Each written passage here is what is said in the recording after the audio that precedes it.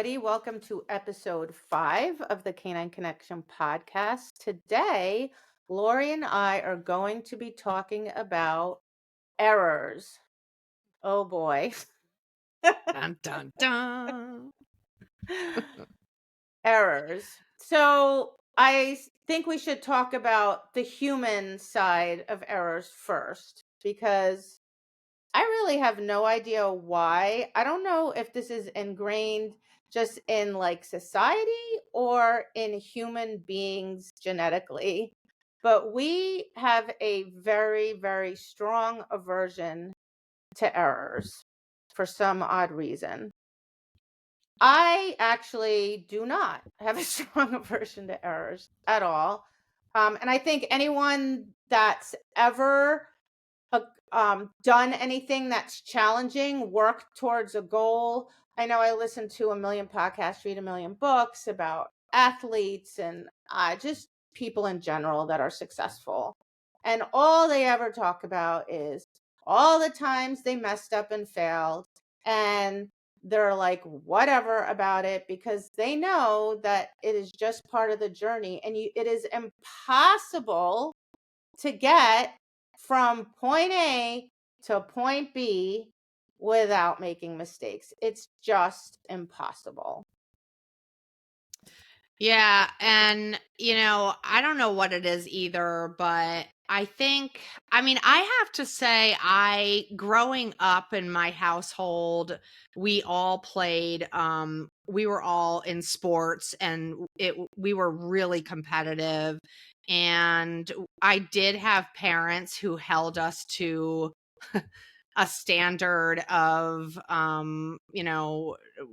basically it was just if you didn't win or you didn't score or etc., then you really weren't worthy. Unfortunately, that's where I grew up. And so I was conditioned to errors at an early age as being absolutely freaking awful. And I had to really work hard on changing my relationship with mistakes, which didn't really happen until I really started training dogs. And I do think it is a thing in human, I don't know either, biologically we're designed to have this perfectionist attitude toward everything, and that we are not living in reality thinking if you think you're going to be able to learn something from step 1 to step 100 without making mistakes, you are woo, wake up call. It's not going to happen. So I know it is a thing we see. I see it all the time when I'm training with people or even teaching and my students make an error and the hands go up, the head starts shaking, the sighing starts, the emotional response to an error is huge. Yeah. I totally get that because, yeah, I was raised like that too. Nothing I ever did was good enough. No matter how good it was never good enough. I think I changed my attitude about it, changed. And yes, I was always, for a long time, I was extremely competitive. I think it's because I've done so many different things in my lifetime. Mm-hmm. Like, when I was young, I started horseback riding. I competed in that. And then I just competed in so many different things that I kind of learned the process, right? I understood fairly early on that you just had to keep going, right? No matter what, just pick yourself up, dust yourself off, keep going. And I think because I did that rinse and repeat so many times with so many different activities in my life, even school, right? College, PT school, everything is it's hard. You make mistakes and you just have to pick yourself up and keep going, pick yourself up and keep going. But you're right. It also comes with some maturity over time where you realize, well, first and foremost, we have to realize that what we are doing is really not that important. Right. That's so true. If we could just, come to terms with that, we'd be way ahead of the game, right? Like when it Yeah. comes to real life problems, Yeah. Yeah. that's not a problem, Yeah. Like right? keeping that perspective is so important for sure. Super important. Then you just have to believe us when we tell you that you will be making mistakes forever, because I make training mistakes all the time to Yeah. this day Right. with my dogs, all the time. And I make a mistake and I go, sorry, buddy. I'm really sorry. Good boy or good girl. So I apologize to them, because in my mind, that like, and that if I'm apologizing, I can't be going, ugh, God, because if I do that, my dogs think they did something wrong. Yeah. Right. So I just go, sorry, buddy. I mucked that up. I'm not making you pay for my mistake. So I'm going to do whatever I need to keep you happy. And then I'm going to just learn from the mistake I made and continue on. Or sometimes I'm not sure what's happening. It's just not it's just not going well. And I'm just like, abort. Yeah, that's important. That is so important. I just had this conversation with somebody because they say, like, they asked me, they said, well, what happens if, you try it once, try it twice, try it 3 times, and then it just keeps not working and you're making mistakes. I'm like, just abort. Really? Just abort? I'm like, yeah, just shelf it. Shelf it. Like, there's no point in digging a hole, like for you or the dog, right? And that's going to happen too. Like, I have many times where something is not working and I'm either making mistakes, I'm not doing it right, my dog doesn't understand it, and I literally will just say, you know what? Let's just move on to something else. Good dog, spin, twist. I just do a couple tricks, reset them, move on, and then later on I'm puzzling that out on my own to try to figure it out. Yeah, and there's something to be said too. Training requires a lot of mental concentration. At least for me, it does. Like a Yeah. lot of mental concentration. And I've gotten a lot better about kind of doing a mental check before I start training. Like, is your head on straight? Are you in a good mental place? Because my dogs are really sensitive. And if I am not, and I can tell, like, if I'm just like edgy or had a really frustrating day, and I'm like, training is on my list, must do list. Well, maybe must not do that today, because from experience I've pushed through and then it doesn't end well, right? Because I can't make the decisions I need to make, and so then I'm making mistakes, and then it's not fair to the dog, and the whole thing's just going like Sideways. sideways. And so it's just not worth it. Like, I'm not going to get anything productive out of that.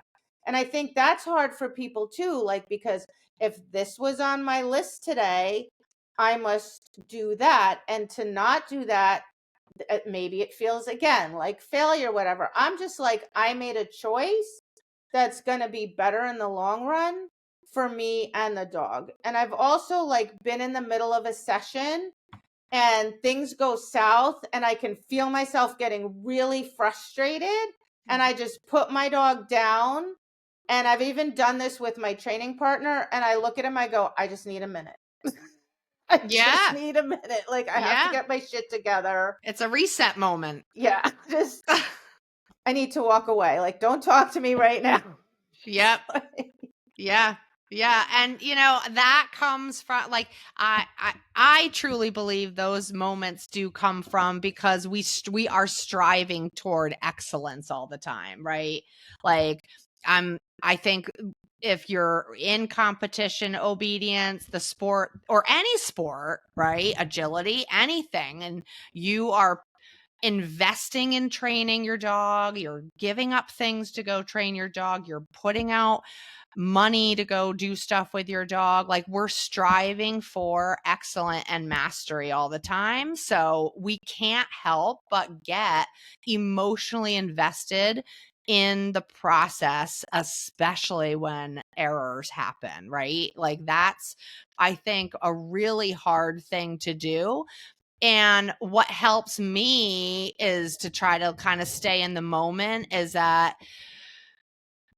I try to always remember that it's going to take as long as it's going to take. I think a lot of what can happen along with the process of reaching set goals of X, Y, and Z, excellence, mastery, or whatever you're setting goals for, that we put timelines on things. And that really can cause us to sort of lose, things get a little twisted, the picture gets a little twisted, and we lose the ability to just be okay with mistakes, because it's the natural process of moving toward what you want to move toward. Yeah, a guaranteed way to make you make mistakes and see all your dog's mistakes and freak out about them. Like the perfect way to achieve that is enter a trial. Yeah. Yep. Perfect. Because as soon as people enter a trial, I'll be looking at my training partner. I'm like, what are you doing? And he's like, oh, well, I'm like, you're I'm not showing this training. weekend. Yeah. Yep, And I'm I'm showing. like, oh, I should have known. Right. Mm-hmm. Like, no. Like, first of all, the amount of trials I have pulled from, especially when I have a green dog, is ridiculous, Mm-hmm. because we have to sign up for trials usually relatively far in advance. And I think, oh, my dog should be ready by then, right? And then I have to resist that feeling of panic or urgency or put frustration or pushing through, right? Because suddenly I have this trial. Right. So, same as you, I'm like, well, if he's not ready, he's not ready. I just pull and I Yep. get my money back. Right. But people don't. It's weird. It's like they're like, but I entered the trial. And well, I'm just going to go and see what happens. Well, I can tell you what's going to happen. If your dog ain't ready, your Yep. dog's going to flunk. Right. So, Right. but you go on ahead. Right.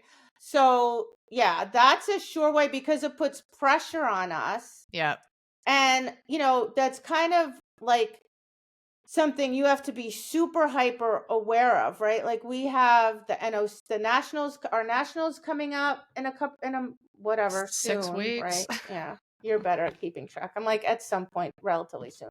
So that has a lot of unique challenges. So Zesty's a very green dog. So now I've gone many times. I understand the M picture. I know everything that's needed. But I can't start pushing him hard, trying to get all that into him. Like he can't. Right. Like I'm going to put too much pressure on him. So I keep reminding myself, I'm only training. I'm just training him. And yes, I'm exposing him to challenges, but in a way that he can succeed. And he's going to be as ready as he's going to be when I get there. No more, no less, because it is what it is. And you know what? He's probably not going to be ready enough, and that's perfectly fine. He will be the following year. Right. But if I fall prey to the pressure of, oh God, he's going to have to deal with this, and this, I'm going to start putting too much pressure on him. And again, Yep. he's going to make too many mistakes, blow his confidence. Everything's going to go south. It's not Right. going to do anything. It's not going to do any good for him. Yeah. Yeah. No. So I think the first thing we have to do is emotionally get our act together, right? Understand that you are going to be making mistakes forever. Beating yourself up about it, well, you're just basically wasting time and energy. It never accomplishes anything, right? We Right. make a mistake. By definition, a mistake is we didn't mean to do it, right? Right. So let it go. Just Yeah. learn from it. Yeah. And just like, with that being said, your reaction to your mistakes really matter too. Because like I mentioned before, and I see this when I'm training with people, and I also see it actually at trials when mistakes happen in the ring, something goes a little sideways and the dog either makes an error or flunks something, and what does the handler do? You see arms go up, you see head shaking, you see big sighs. I think a lot of that goes into play with people go to trials wanting to win. I mean, we all do want to win, obviously. We're competitive. That's why we do it. But if that's the only thing on your plate that your eyes are looking at, you're going to miss the big picture of just the process. Like, to me, it's test day and I want to do well, but I also want to see where my training is, right? But if you go to the trial, just, I want to win, I want to beat everybody, I want to win, the pressure, like you were mentioning, just gets intense and the dogs feel that. And then what happens is there's disappointment. The expectation isn't there and there's disappointment. And if you're showing that to your dog's going to feel it. Yeah, and even if people are just, they're like, well, I just want to qualify, or, Yep. I want to get my title or whatever it is, that's all fine too, but it's still going to put pressure on you, right? Because Right. on that day, you have an expectation. Yep. I would like X to happen. And when it doesn't happen, then you're going to be frustrated or disappointed, right?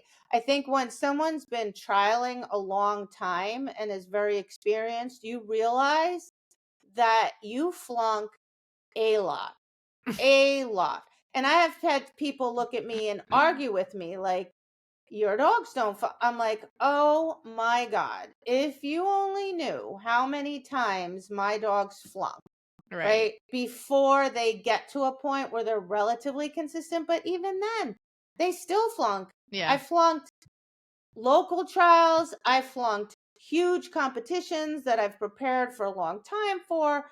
Like, that's just part of it. Like, it's just Totally. part of it. Does anybody like it? No. Do they enjoy it? No. But at the end of the day, again, it's just part of the process, and you just have to be realistic, and you have to remember that, like, this is our human wackiness. Like, the Yes. dogs have no freaking idea. They're Right. just like, oh, we're here. Oh, it's busy here. Oh, why is mom acting so weird here? Right. Right.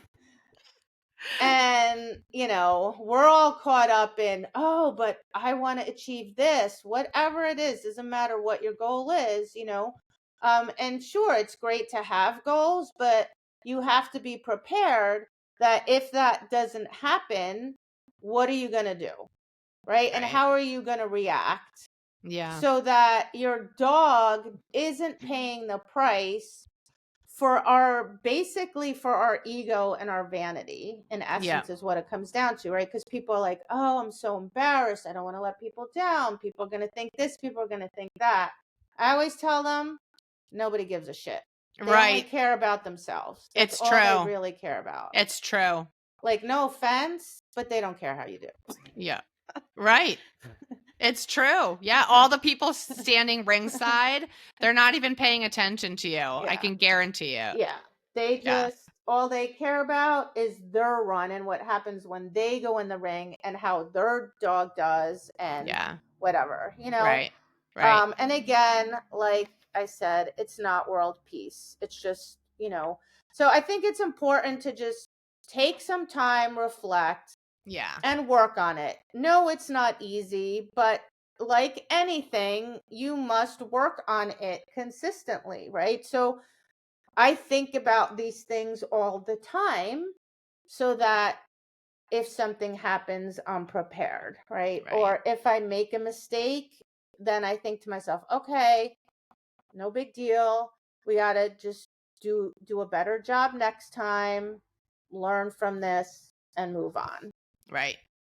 Right. Yeah. And there's yeah, I just wanted to bring up like the errors that you're consciously aware of when they happen, um, and trying really hard to not have such a negative emotional response to them in that moment. It's okay. You made a mistake, and then there's also, I do tons of videoing of all my training sessions, and I see lots of errors in a lot of them. Like today, I did a training session with a friend, and then I came home and I watched it, and I'm like, oh wow, oh boy.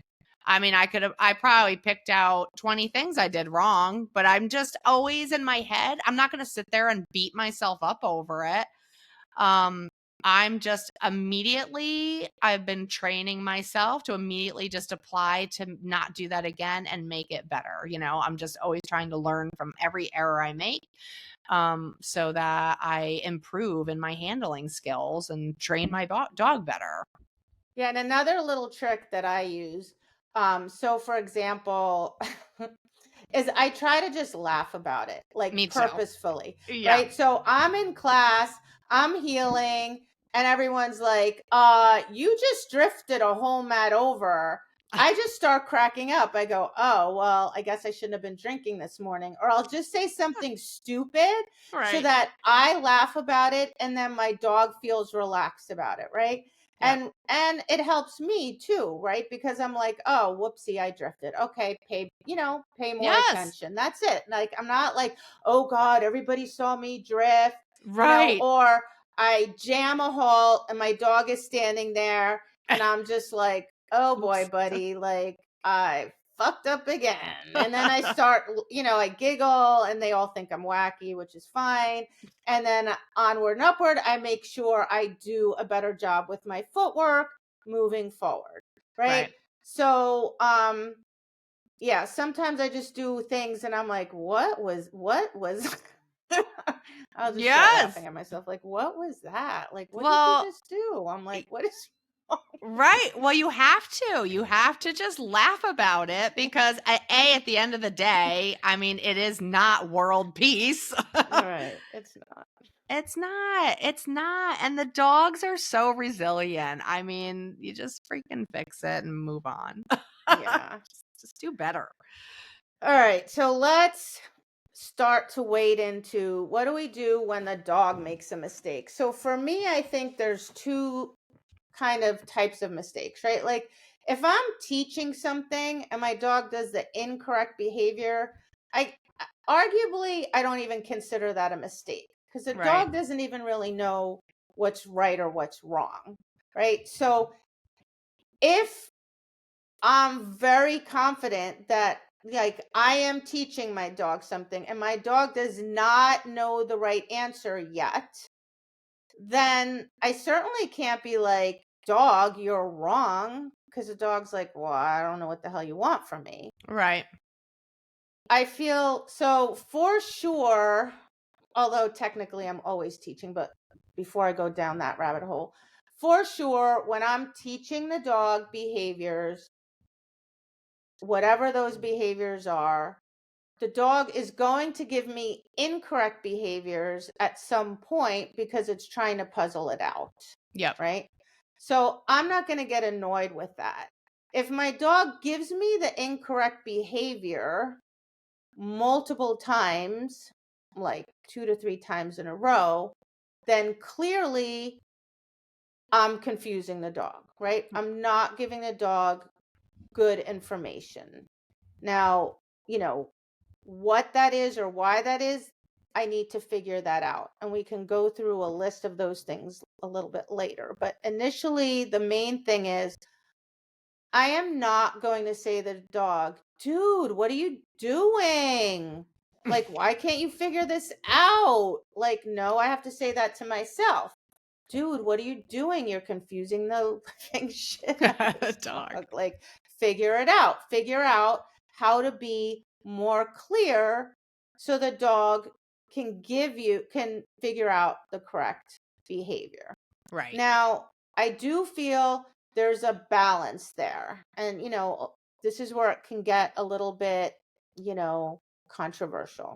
Mm-hmm. I personally feel that if I make the dog right constantly and the dog never has to kind of figure it out, then my dog is not going to be resilient, because I know that down the road, when my dog is competing, my dog is going to at some point struggle. There is no getting around that. I don't Mhm. care if anyone that competes in any sport at all tells you the dog never struggles, they're lying. And Right. I've done, a fair number of different dog sports. They're hard. There's a reason they're called competition, Right. because it's challenging. So I have to find that delicate balance where I don't want my dog to just be wrong constantly and floundering and like confused and frustrated and like I'm out. But I also can't spoon feed my dog constantly forever, because Mhm. my dog's just going to become helpless Right, and reliant on you just spitting out the information and the directions all the time. constantly, and they're not going to be resilient. So for me personally, what that looks like is, if I'm shaping something, I'm watching my dog, right? And some dogs are going to be innately more resilient than others, right? So like Zesty, he'll for a decent amount of time keep trying. And if he's not right, he's like, "Well, how about this? Well, how about that?" And I'm like, "Okay, hold hold on. I can't keep up with you." Right. Other dogs like Zaina are going to go, "Not that, not that." And then she's going to go Yeah. and scream at me Yeah. and just stop. Right. Like, this is annoying me, Right. right? So her frustration level, her ability to push through is innately always has been, always will be way lower Right. than Zest. And it's my job, out of which is why I like to shape my puppies, because I learned that about them. Right. So Definitely. I learned that Zaina cannot have a high error ratio. It has to be very low. One or two at most. And after that, I better be darn clear in showing her what to do next, or she's going to be out Right. and I'm done. Right. Right. And so I know that about her, and that's okay. I can work with that. And I work with that to this day, because it's better, but she still will get very mad very quickly. Right. Zest is tricky in a very different way, because these dogs will keep pushing even if they are very frustrated. Yep. They're just going to be like, "Well, I'm going to try harder and do more."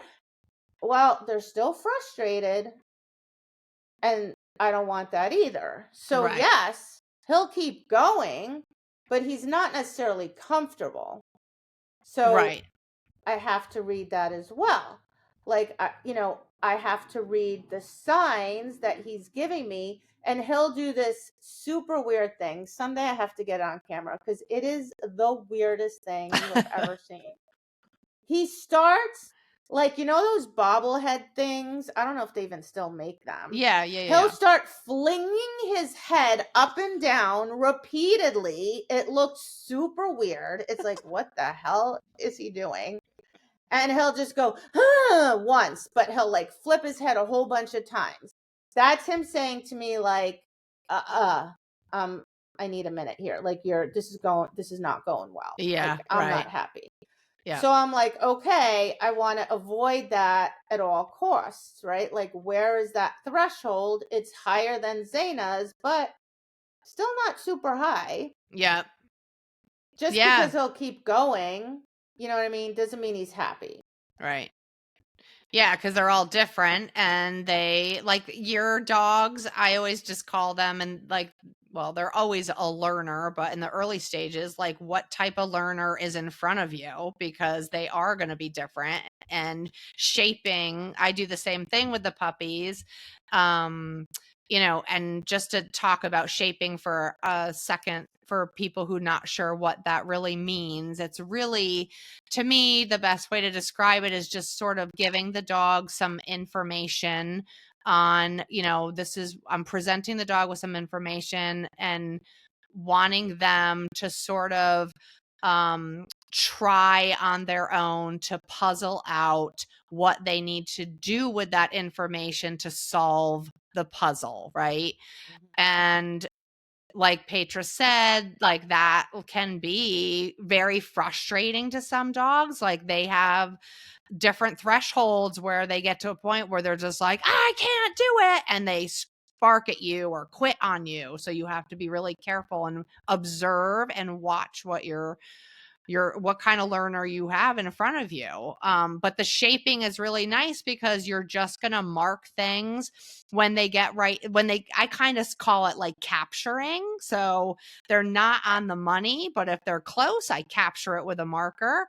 And until they start pushing more and when you shape and you mark something, you're just giving them, it's like that game, like hot, what was it? What was that game? Like where it was, you put someone in a room and they have to go towards something and you're like, hot, Oh, cold, yeah, yeah, hot, yeah, yeah. cold. Yeah, yeah, That's yeah. kind of how I always think about shaping until they're like, oh, I'm getting marked. I'm getting closer to the right answer. That's kind of what shaping is for people And who are not sure. actually, if you didn't shape your dog when it was a puppy, or you have never shaped your dog, or you've shaped your dog, but you weren't looking for their threshold, you can Mm-hmm. always just pick some random wacky trick or Yep. behavior, take your dog, shape that behavior, and observe your dog like you're being a detective, right? You're Right. looking for information,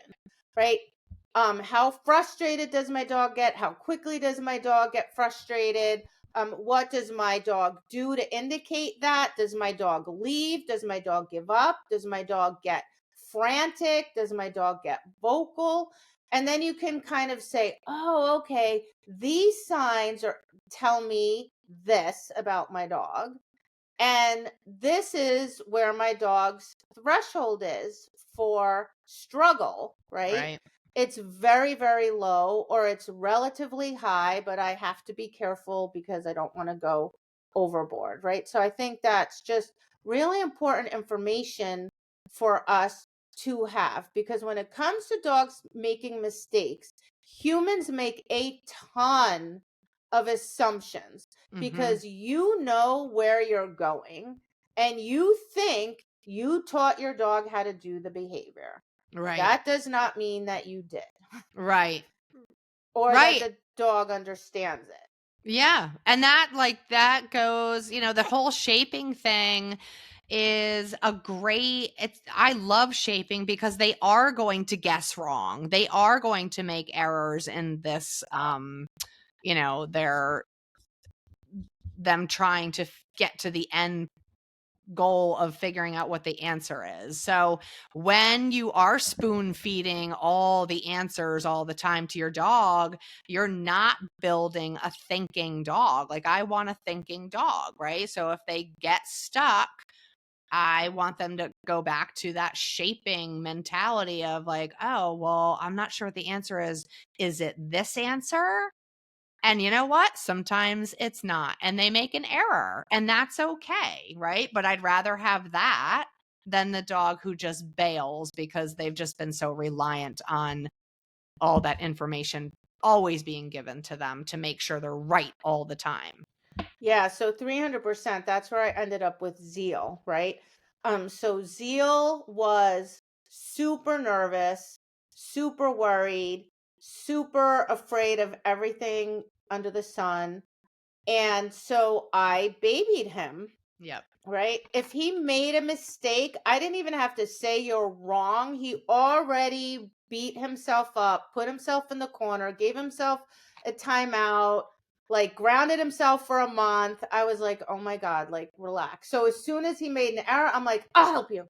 I'll help you. right Yeah. away. So what happened in the ring, something would get hard, he would freeze. Mhm. Right. And I was always like, I'd rather you do the wrong thing than do nothing. Mhm. Right. Because he would just freeze. That's the worst thing for me. Like he couldn't, he's just like, oh God, I can't possibly go on.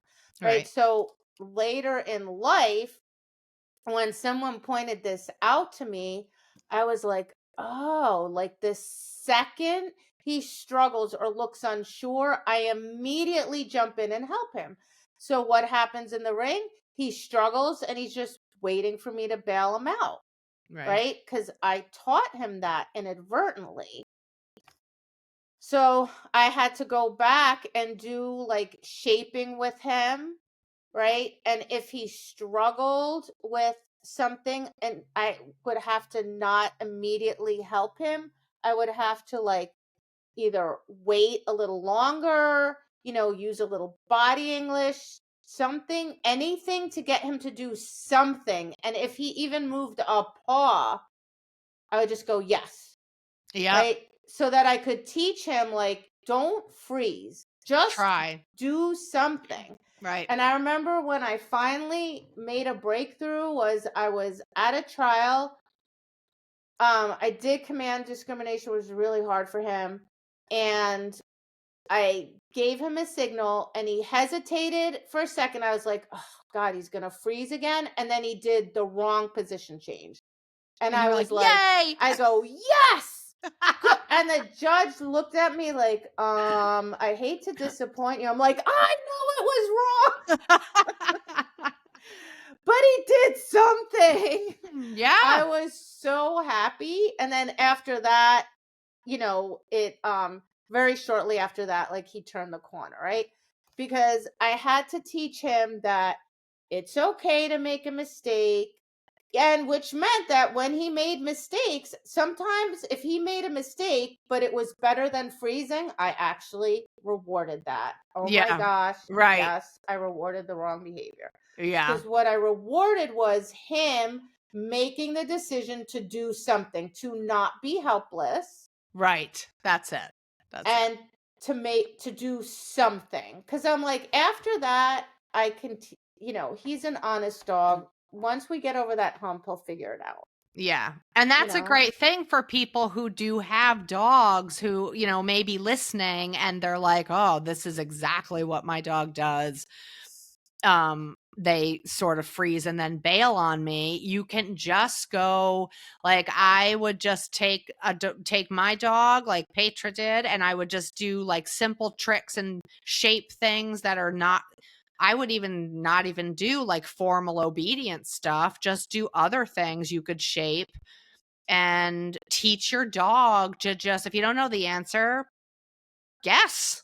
Try Mhm. something, right? Because at the Mhm. end of the day, they need to be okay with, I don't know the answer, because that's what, spoon feeding the dog means. Like the dogs never learn how to deal with not knowing the answer. And then they don't know what to do when that happens. So we want to teach them what to do when you don't know the answer is try something. Try something. Yep, just try anything. And I'll never fault you for that, right? Like I'll Right. never say to you, "No, that's wrong."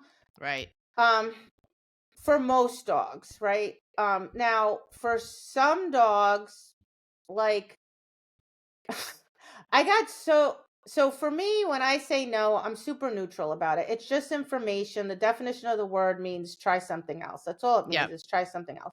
Yep. But some dogs are so sensitive they can't even deal with that. So I got away from saying it and it was fine. I didn't need it. And then I had Zest and I'm trying to think what it was. Oh, I would train him somewhere and he would just look away and I could see on his face he didn't think it was wrong, right? And I do a million games and Oh, yeah, yeah, everything I yeah, could yeah. think of, and I turn around and he'd be looking away. And he was it was clear as day that in his mind that was perfectly fine. And I'm like, why is this dog not getting this? I've been working on this for like a long time. And then I don't know what made me do it one day. I just said, "No, leave that." And he goes, "Oh, why didn't you say so?" Yep. And I was like, "Oh, you just needed me to tell you don't do that?" He's like, Right. "Yeah." Right. Right. And he's a fairly sensitive dog, nothing like Zeal, but he doesn't like to be wrong. But I wasn't saying it like, "No, you're Right. wrong." Yeah, I emotion just counts. went, "No, leave Right. that." And he understood. Leave it means. It means Don't leave that. Don't look yeah, at it, right? right. Leave it alone. So he just looked at me like, "Oh, you want me to look at you?" And I'm like, "Yes." And he's like, "Okay." Did that for a couple sessions, stop looking away. Yep, simple. Simple. Well, I think what happens is, um, you know, I agree, like, if I won't say no to ever because she's like Zeal, where she's super, super sensitive. Like, the dog if the dog makes an error, like, she knows it before my brain can even freaking process it. Like, she's that sensitive to it. So I don't have to say no to her. She knows she made the error. Stormy, on the other hand, I can look at her and say no, and she doesn't melt. It's just information for her to that was the wrong guess, and then she knows, oh, I guess I'm supposed to do this instead, or I show her what to do instead. Yeah, and it narrows their options, right? It Like does. for Zest, when I was if I shape now something new, if I just say no, no, he goes, "Oh, okay. I won't keep doing that behavior Let me try this. because that's not wrong. So now I'm going to go try some other things." It narrows down his field of choices, right? Yep, But I think perfect. the most important part is like your tone, right? And so if you cannot are incapable of saying no without saying no or putting negative energy behind it, then you just need to change the word. Say whoopsie. Yep. Like you can't really say that. I mean, I guess you could go whoopsie, but you're probably going to, Right. right? Or some silly word that just means don't do that. Do something else, right? Because there's an infinite number of choices. So for some dogs, that really gives them clarity, right? Right. I think so if they're shaping and I say no, no, like if my dog's kind of repeatedly doing a behavior that's not headed in the right direction, he goes, "Oh, okay, I'll try something else." Right. If my dog has like if I'm teaching them and so let's say I'm teaching them a behavior and they understand some of the pieces, but they make a mistake, if I'm going to say, so I can choose to say no or not. So if I don't say no, we just stop what we're doing, cuz stopping kind of marks that something it highlights what just happened, Right. right? Like, you terminated the yeah. Right. So I just stop. I don't know why people have a hard time with that. Like to me, that's very concrete. Stop. But they have a hard time. Yep. Just stop because that marks it's about timing. We talked about timing in previous episode where in that moment something happened. So it draws a dog's attention to that moment. And then the critical piece, and this is where people go awry. And I'm God, I have to tell students this over and over and over. I don't know why. Tell the dog how to be right. Yeah. So the reason dogs get sucky about errors is because we just say to the dog, "You're wrong."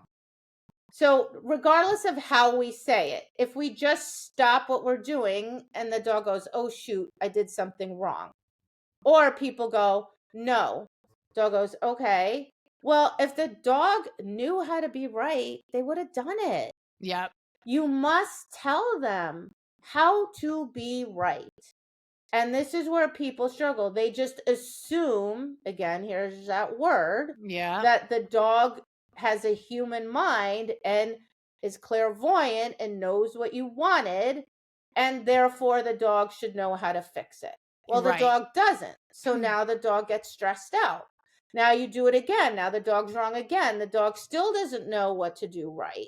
Mhm. And then there are going to be really bad feelings from the dog with respect to errors, right? Right. So I found that when I started doing that years ago, I don't remember when I figured this out, but my dog makes an error. I stop. I tell my dog immediately, not 10 minutes later, immediately how to be right. So let's say I'm healing and my dog drops their head. I stop. I say to my dog, up here, and point to my face. My dog goes, oh, I'm supposed to look at you. I go, that's right. You're supposed to look at me. Now the dog goes, oh, okay, I know. I can fix that. So now I reset, do it again. My dog knows how to be right. My dog does the correct behavior. As soon as my dog does the correct behavior, I don't just keep going. This is the other mistake people make. I Right. just keep going. I go, yes, that was awesome. And my dog's like, oh, I did it. So now there is no negativity with the error because I helped you, right? Explained it. Yeah, perfect. I explained how to fix it, Right. right? And I didn't get mad at you or upset with you. Now we do it over. Now, if you fail again, then there's a disconnect, right? And I have to change something. I have to do something different because you're Right. not understanding my information. I explained it to you, you didn't understand it. Okay, I need to do something else. So that's where I have the number 2. 2 mistakes in a row. That's Yep. it. That's all we have to count to is 2. Right. People can't count to 2. So People tell can't them. count to 2, and, well, I think too, people don't well, you know, a big thing is people don't know how to handle the errors. Like, I think what happens is the error happens, and then the person either keeps going because they're thinking about the error and not thinking about ex- training the dog in that moment and telling the dog that they made an error and having the plan immediately how to fix the error. So people just keep going. I Yeah. think maybe in hopes that the error will go away. I I don't don't know. know. I don't know, but um I think that you again it goes back to keeping we talked about this in an episode is just making sure you keep your criteria really clean and clear in your head because the error like the consistency of dealing with the errors isn't there all the time with a lot of people. So 1 second they're telling the dog that they made a mistake, but then the next 3 times the dog does it, they're not telling the dog that they made a mistake. So there's that piece too with errors where that becomes really confusing to the dog because then that goes back to the dog doesn't now know what really the criteria is. Yeah. Well, that's why I always try to give people like something concrete that in my mind is maybe simple, Right. like stop, like freeze, like just don't move, just stop moving. Yes. Right? And then if you don't know what to do, just release your dog, play with them, toss some cookies, whatever, figure it out. It figure the answer out in your head, and if you can't figure it out, go do something else. Yep. Like just train a different exercise, do something different. But like stop. Right? That's what I tell people all the time. Just They stop can't. moving. They can't stop. Well, they're They going to can't have to learn how to stop. It is because I see it over and over again, especially because I teach and I know my students know the criteria, or I hope they know. And I see the dog make the mistake and I purposely don't say anything. And then they keep going to the end. And I go, well, did you like that? No. I know. Well, what didn't you like? Well, I didn't like that left turn. Well, that was like 15 minutes ago. Why did you keep going? I don't know. Like there's this thing like where they don't want to stop. They don't want to stop and handle it, or they don't know how to handle it. So I think it's it's twofold. hard. I think there is a little bit of wishing, hoping, praying, Yeah. right? Which I tell people all the time. I promise you, I've tried it. It does not work. Right. So they kind of just like hope the dog will figure it out, or they really just want to do the whole thing. Like people really Yeah. want to do the whole thing. Like they want to do the whole course, or they want to do the whole exercise, Yeah. or they want to, do the whole, like when I did field work, they want to do the whole set of marks.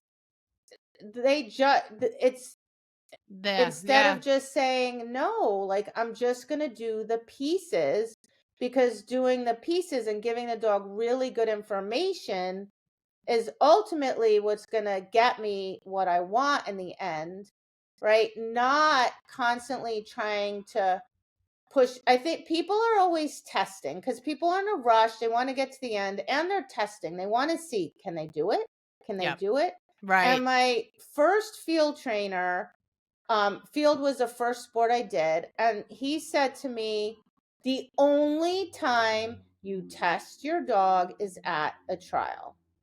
It made him insane when people's dogs made a mistake and they just ignored it. He would go crazy, right? He was Yeah. like, no, stop your dog, tell them how to be right, fix the mistake, right?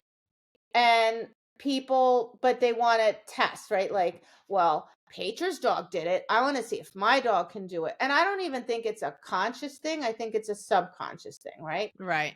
Or I have a trial coming up. I want to see if my dog's going to pass, right?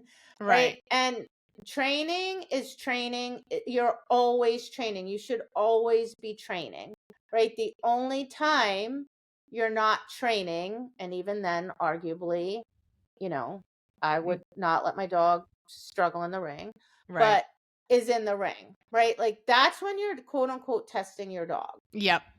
That's the only time you're testing Right. your dog, Right.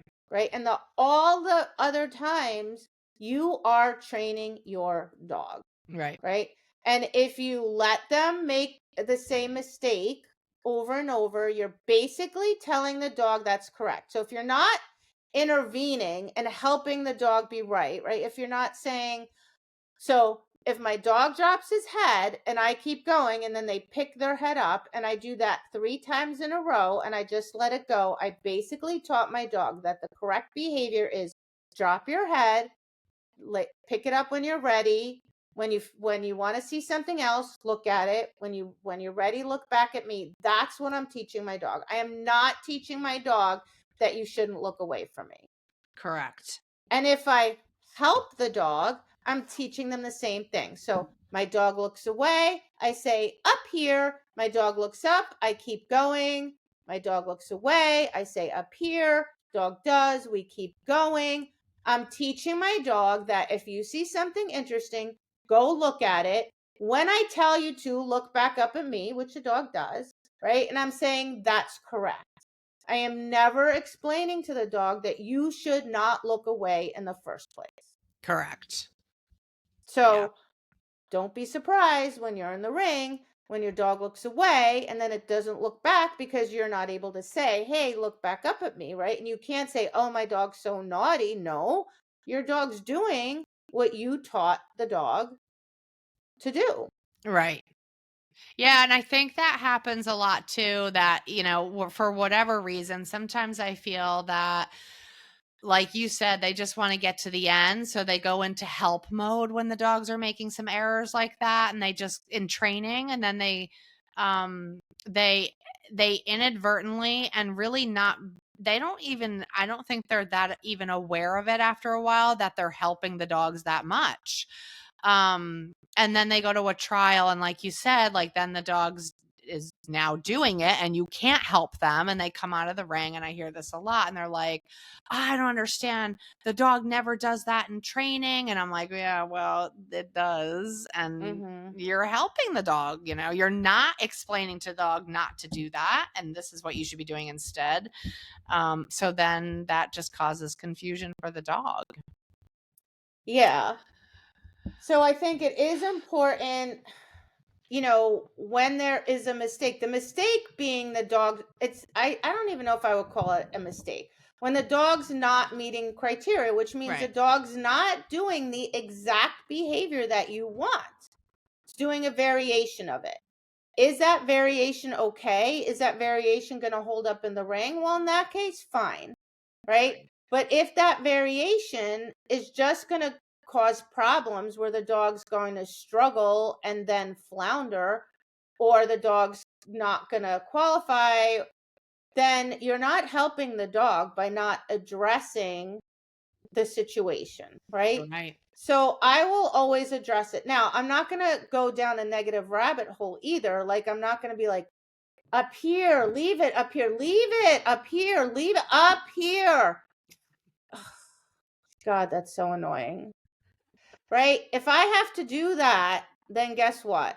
I didn't teach it right in the first place. Yeah. Right? I need to break it down, change how I'm explaining it, simplify it, do something different so my dog can succeed, right? If my Right. dog's failing twice in a row, then to me alarm bells goes off. And I literally have created that like visual picture in my head because it helps me not go down the rabbit hole.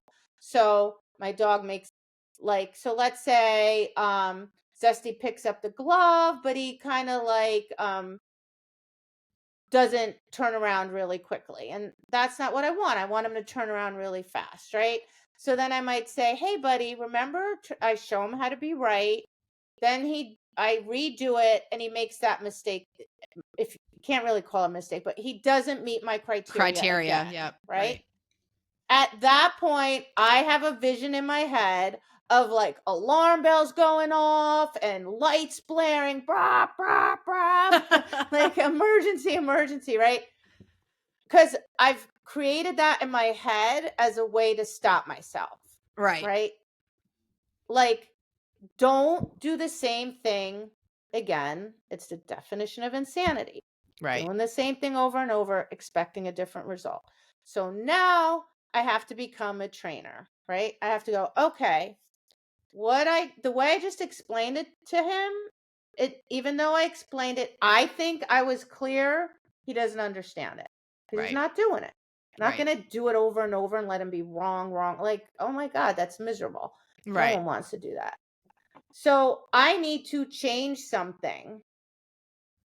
I need to do something different to help him be right, Yep. to help him understand what I want. Because if I can show him how to be right, then he'll do it.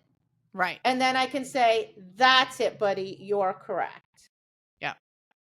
And that I think I see that all the time. They just will do the same thing over and over and go, no, you're wrong. No, you're wrong. No, you're wrong. Over. And Yeah. I'm Oh like, my gosh. oh my God, the poor dog. So then I have to Yep. yell at the human because someone has to defend the dog. Someone has to save the animal.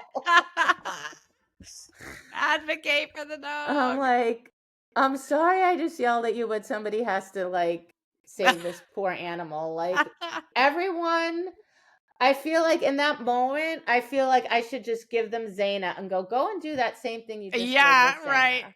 Because She'll she tell you. will tell you the hell, she will just look at you and go, what the fuck are you doing? She will tell you off like in no uncertain terms. Unfortunately, the vast majority of dogs are way kinder than she is. Yeah, right. And they put up with it and they just get suckier and more worried. Like, oh, but Yeah. they'll poor things, they'll keep trying. And Yeah. they're like, I'm like, all dogs should have a little bit of Zana in them because Yeah. that's only fair. Like someone should be screaming at you and going, what? Not the dog. Like, what are you doing? Right. Right. Well, and I think, it's really important to just say that dogs are not out to blow us off. The dogs are not out to be like I don't feel like doing it today. I mean, that's my honest opinion. Like they're just not biologically made up that way Same. to be like. They don't think that way. That's why people love dogs. They're the most loyal, honest creatures, and they truly, I believe, will go to the ends of the earth to do what we want and make us happy. So I think that people need to, I hear that. I'm sure you hear it, Ugh. the dog blew Oh, me yeah. off. The dog's just being an asshole today. Like they're not like that. It always goes back to, at the end of the day, an error is a training issue for whatever reason it Mhm. is and whatever capacity it is. It's a training issue and it's up to us to figure it out. That is my pet peeve. Like at this point in my life, I've worked really hard to be a pretty chill person. But if there's one thing that in very short order is going to make me really furious, and it's that. It's when Yeah, people me are too. are like, well, the dog is just, they're blaming the dog and they're putting these traits on the dog and they're saying it's the dog's fault.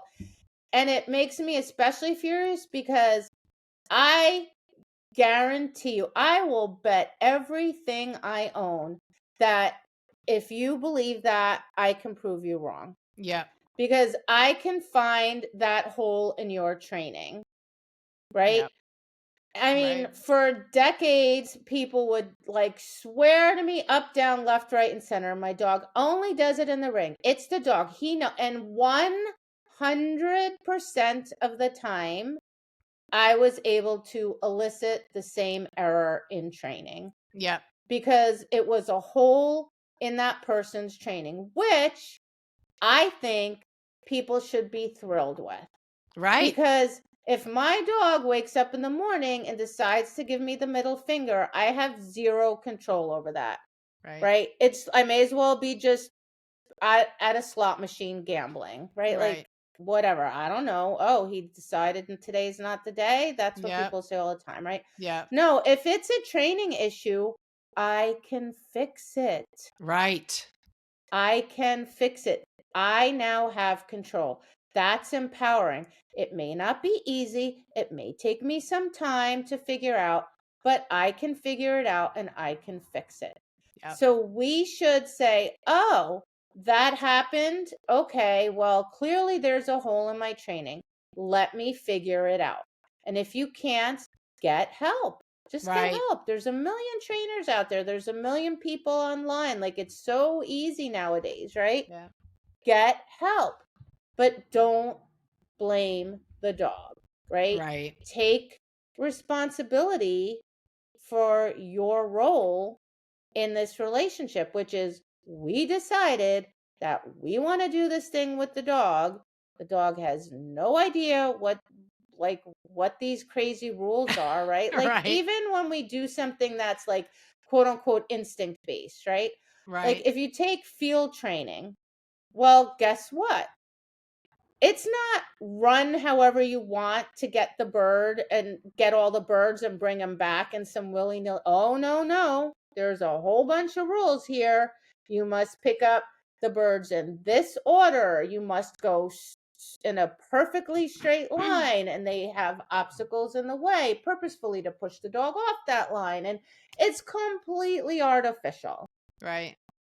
It's all about rules. With every sport, it becomes a sport, even if it's instinct based, because we add a bunch of rules to it. And the rules are made to make it challenging. Right. By the humans. Yeah, by the humans. So Right. even though it makes zero sense to the dog to cut through that corner of the water when it will be clearly way faster to run around, like, Right. no, stupid human says, Yep. you must take that corner of the water, even though it's slower. Yeah. Dog's like, okay.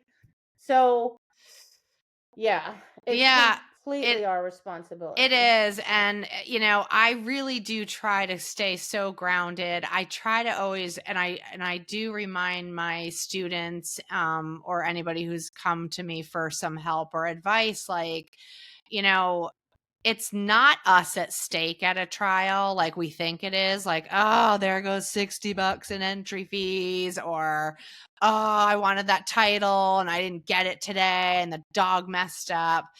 It's not you at stake ever.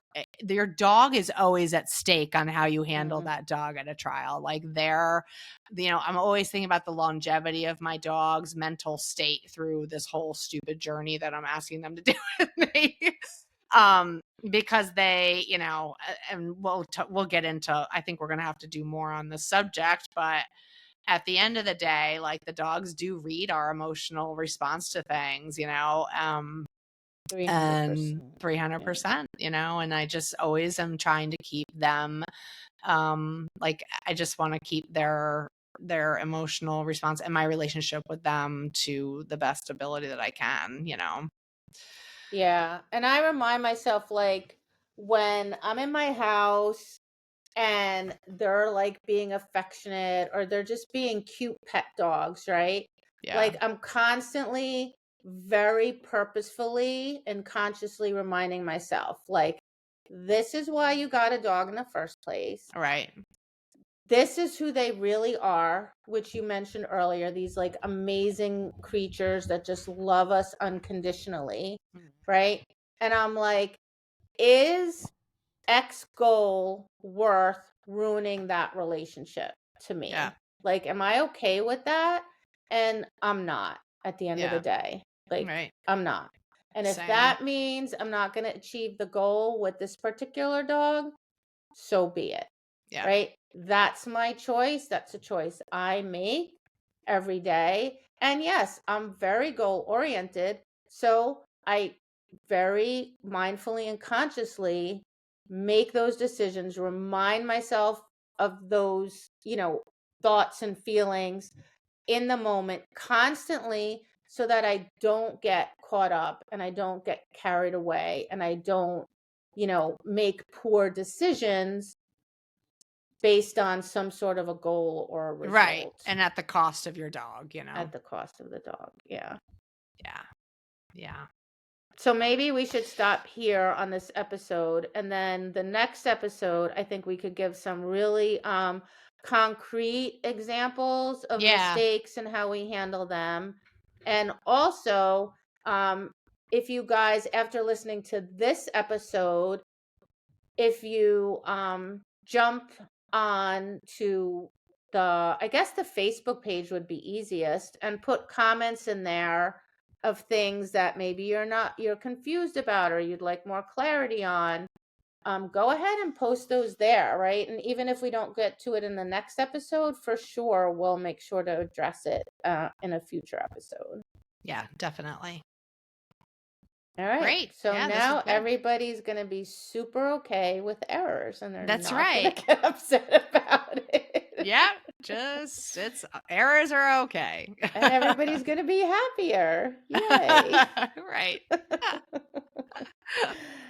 All right. Thanks for listening, everybody. We appreciate you. We hope this helps you out even just a tiny bit with your training. Yeah. Thank you, everybody, for listening. Bye. Bye. Sounds good.